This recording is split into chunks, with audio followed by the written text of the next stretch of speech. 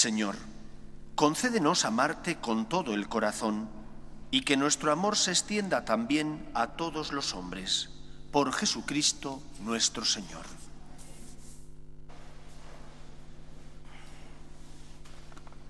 Lectura de la carta a los Hebreos. Hermanos, todavía no habéis llegado a la sangre en vuestra pelea contra el pecado. Habéis olvidado la exhortación paternal que os dieron. Hijo mío, no rechaces la corrección del Señor, no te enfades por su represión, porque el Señor reprende a los que ama y castiga a sus hijos preferidos. Aceptad la corrección porque Dios os trata como a hijos, pues ¿qué padre no corrija a sus hijos? Ninguna corrección nos gusta cuando la recibimos, sino que nos duele, pero después de pasar por ella nos da como fruto una vida honrada y en paz.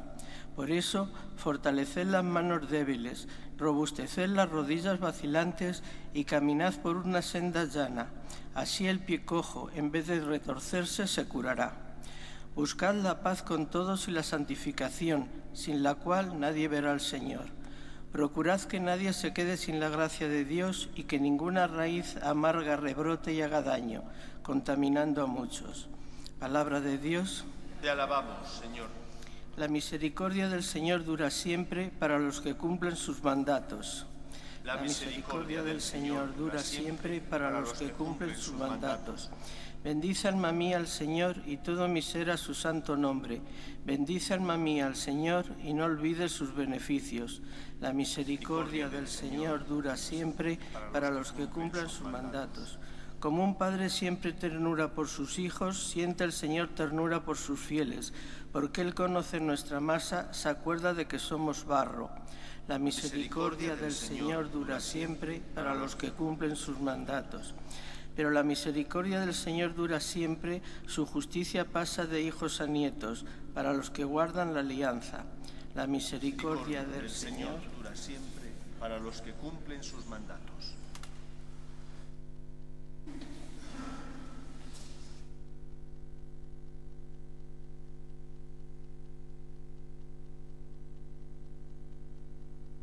El Señor esté con vosotros. Lectura del Santo Evangelio según San Marcos. En aquel tiempo fue Jesús a su pueblo en compañía de sus discípulos. Cuando llegó el sábado, empezó a enseñar en la sinagoga. La multitud que lo oía se preguntaba asombrada: ¿de dónde saca todo eso?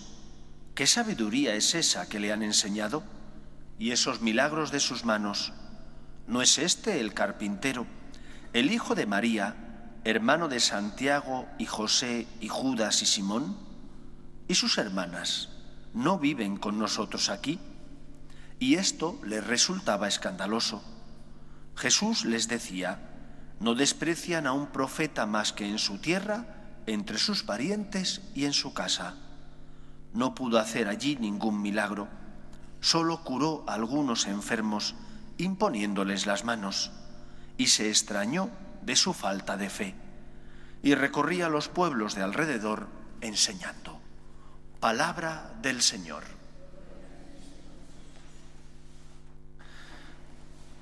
La mentira es fruto del poder del demonio, y se miente cuando se falta deliberadamente a la verdad, diciendo algo que no es cierto, pero también se miente cuando se oculta parte de la verdad, diciendo algo que es verdadero, pero no de forma completa. Vivimos una época dentro de la Iglesia difícil. Todos sabéis la controversia que hay a raíz de la última exhortación apostólica posinodal del Papa Francisco, la alegría del amor. Como algunos interpretan el capítulo 8 en un sentido aperturista, rupturista con la tradición de la Iglesia, mientras que otros lo interpretamos creyendo que hay que hacer, como decía Benedicto XVI, una lectura continuista tanto de la tradición de la Iglesia como del Concilio Vaticano II. El capítulo 8 es un capítulo que habla de un problema concreto, problema de las personas que no deben comulgar porque se encuentran en un estado irregular. Si no estás en gracia de Dios, porque estás viviendo con una persona que no es tu esposo o tu esposa, aunque en conciencia tú creas que tu primer matrimonio ha sido declarado nulo, según la tradición de la Iglesia, no debes comulgar, porque tu primer matrimonio no ha sido declarado nulo. Y por lo tanto, en función de las palabras de Jesús, lo que Dios ha unido, que no lo separe el hombre, la Iglesia siempre ha interpretado que no se debe comulgar. Esa persona no puede comulgar porque no está en gracia de Dios. Como el sacerdote o como cualquier laico, si está en pecado mortal, tampoco debe comulgar. No es que esto sirva solo para los divorciados vueltos a casar, esto sirve para cualquier persona que no está en estado de gracia. Digo que la mentira es, sin lugar a dudas, una seña del demonio y que hay mentiras que son verdades a medias. Jesús no pudo hacer ningún milagro en su pueblo no natal, él nació en Belén, sino en el pueblo donde se crió, en Nazaret. Y no pudo hacer allí ningún milagro porque la verdad les escocía. Faltaba fe. Mucha soberbia tenían aquellos que le escuchaban y que en lugar de ver los signos que él hacía y dejarse, por lo tanto, iluminar por la verdad, que era Cristo, reaccionaban en contra. Si a este le conocemos, ¿quién es este para decirnos lo que nos dice si es el hijo de María y de José? Se ha jugado aquí con nosotros. La soberbia. ¿Y cuántas veces en nuestra vida tenemos esa soberbia? Esa soberbia que nos impide dejar que el Señor guíe nuestros pasos. Te has equivocado. Tú sabes que te has equivocado. Y sabes que te has equivocado porque tienes conciencia. Y si está bien formada, te ilumina. Y si no está bien formada, la voz de la Iglesia te ayuda a encontrar la verdad. Pero tú te resistes. ¿O cuántas veces Dios se sirve por medio de una persona que está a tu lado y te hace una crítica constructiva? Y tú, en lugar, con humildad, de acoger lo que el Señor te dice, te rebelas contra esa persona y sacas, como hacen los políticos, el ventilador. ¿Para qué sirve el ventilador? Para mover el aire. Los políticos sacan el ventilador para esparcir la basura que todos tienen. En lugar de reconocer sus culpas, se acuerdan de las culpas, de los errores de los demás. Y nosotros eso lo hacemos también.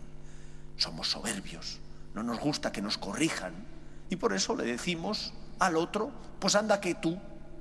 En lugar de ser humildes, no reconocemos la luz de Dios que nos ilumina. Y os comentaba que las verdades a medias, en el fondo, son mentiras. Y cuando la Iglesia habla, por ejemplo, de la misericordia de Dios, queriendo hacer ver que la misericordia significa que Dios lo perdona todo y que no pasa nada si uno peca, eso es falso. Dios lo perdona todo, pero sí pasa si tú pecas. Si pecas te haces daño. Si tú, como ocurría en este Evangelio, en lugar de acoger la luz de Cristo, te rebelas contra Él, le das la espalda, te rebelas contra el mensajero de Dios que te hace una crítica constructiva, seguirás en el error, seguirás esclavizado, seguirás, por tanto, haciéndote daño y haciendo daño a los que están a tu lado. La misericordia no significa que Dios lo perdona todo y no pasa nada si te equivocas. La misericordia significa que Él, que es rico en misericordia, no nos pagan como merecemos por nuestros pecados, porque es rico en misericordia. Pero esa misericordia en ti debe generar humildad, reconocer tus errores, deseo de cambiar, propósito de enmienda. Pidámosle, por tanto, al Señor que la luz de la verdad ilumine nuestra vida. Y esa luz de la verdad nos llega por medio de tantos instrumentos. Tu conciencia bien formada, una conciencia recta. En segundo lugar, la verdad del Evangelio que ha sido interpretada y transmitida por la Iglesia, por el magisterio auténtico de la Iglesia, a lo largo de estos 2000 y pico años, por medio de las personas que te aman y te quieren y te hacen críticas constructivas. acoge la verdad que es Cristo, porque Él, que es rico en misericordia, fue enviado por Dios Padre para ser la luz que vino a los suyos, para que los suyos la acojan y en lugar de caminar en la tiniebla, caminen en la verdad, en la justicia y en el amor. En esto consiste la misericordia de Dios, que viendo la miseria de los hombres que se habían apartado de Él, envió a su Hijo Jesús para que iluminara nuestra vida, perdonara nuestro pecado y nos elevara a la dignidad de hijos. Seamos agradecidos y seamos humildes, reconociendo a Cristo que viene, a Cristo que es el camino, la verdad y la vida. Y no nos comportemos como sus paisanos, que recelaron de Él porque le conocían, que dieron la espalda al Señor porque les parecía que aquellas palabras eran muy duras. La verdad escuece, pero cura, sana y por lo tanto restituye en ti la dignidad perdida. Demos gracias a Dios misericordia, que sale a nuestro encuentro para perdonar nuestros pecados. Que el Señor nos ayude. Nos ponemos en pie.